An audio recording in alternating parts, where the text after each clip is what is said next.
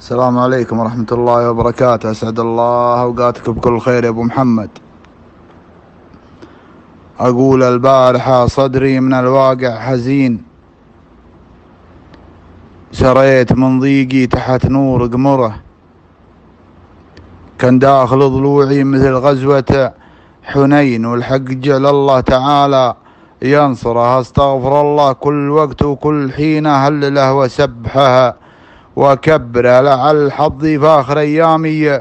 يزين، عساه ياتيني لجاته الغرغره، ولا ترى الدنيا متاع الراحلين، طرقية مروا على ظل اشجاره، دنيا الفنا تملى عيون الغافلين، قناعة تاخذ من الوقت ازمره، الناس فيهم طيبين وخيبين، لو انهم النسر رجاله ومره، هل يصفالك واحد ولا اثنين قبل يمينك، واحمد الله واشكره، والله يسترنا على دنيا ودين، ويزود النفس الرضية مطهرة، وانا في وجه الله رب العالمين مسخر اللي ما حد بيسخره، عوين من يبغى على الدنيا عوين، وميسر اللي في طوارفها اعساره. وينك يا شيخ الطيب سيد العارفين، يا ابن الكبير اللي نباها مكبره، يا هامة الامجاد يا الضلع المتين، يا سيد الامجاد وقتها المفخرة، دامك يا ابو محمد على الحق اليقين، والله لا تعب في قصيدي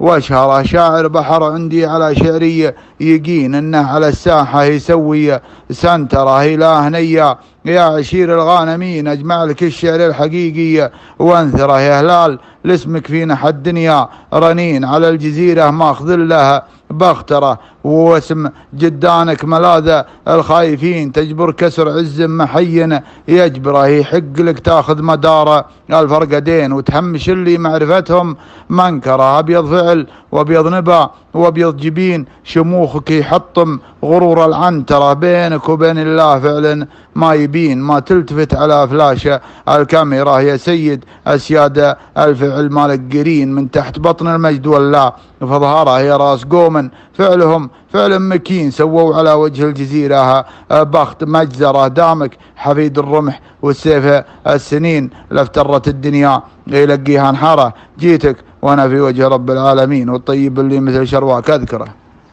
سلامتك يا ابو محمد.